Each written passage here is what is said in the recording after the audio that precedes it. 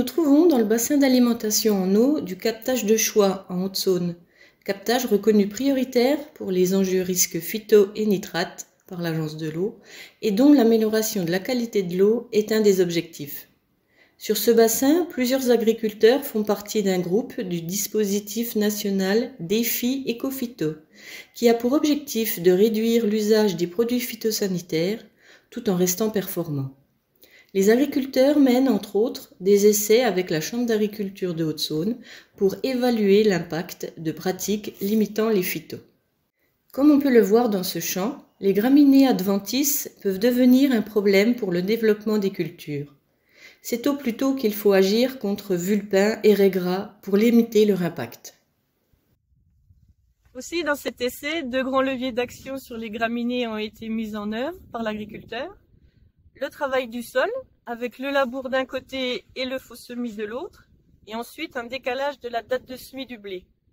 Malheureusement, la pluie s'est invitée depuis la mi-octobre et continuellement, empêchant l'agriculteur de semer tardivement le reste du blé. Par contre, un autre agriculteur a pu semer fin décembre, derrière un arrachage de betteraves fourragères. Voyons maintenant les avantages et les inconvénients de ces deux leviers agronomiques. Le faux semis permet de déstocker les graines d'adventices viables en travaillant le sol superficiellement pour faire lever les adventices qui seront ensuite détruites par un outil à dents ou une herse-étrille. Les facteurs de réussite sont l'alternance de pluie et de douceur pour faire lever les graminées d'automne, le passage des outils de fin septembre à fin octobre, période préférentielle de levée des vulpins et raies gras.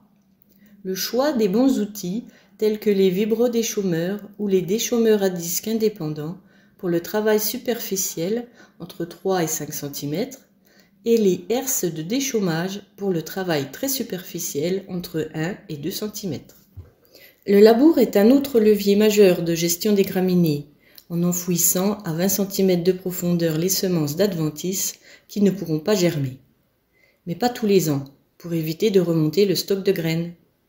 Attendre au moins 3 ou 4 ans pour abaisser la capacité germinative des adventices. Et ça tombe bien, les graminées sont les plus sensibles à l'enfouissement. Après un labour, le stock de graines de vulpins et raies gras a quasiment disparu en 3 à 5 ans. Le labour assez précoce pourra être combiné avec le levier faux semis. Pourquoi décaler sa date de semis? Cela lui permet, dans cette parcelle à forte pression graminée, de semer en décalage avec la période de levée automnale des graminées. Et double avantage, cette technique permet aussi de s'affranchir de l'usage d'insecticides contre les pucerons d'automne.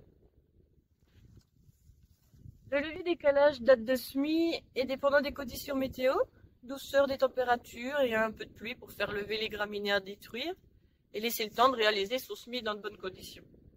Il est également conseillé de choisir des variétés précoces de blé et d'orge et d'augmenter la densité de semis d'environ 50 à 100 grains par mètre carré suivant la date de semis. Suite au comptage des adventices dans l'essai, nous remarquons que la pression en graminées est faible après un labour et un semis tardif du blé, avec 4 pieds de graminées au mètre carré. Le faux semis avant un blé non désherbé maintient une pression adventice similaire à la zone désherbée, autour de 10 pieds de graminées par mètre carré. Par contre, la zone labourée semée au 10 octobre et non désherbée connaît la plus forte pression en graminées, autour de 400 pieds par mètre carré.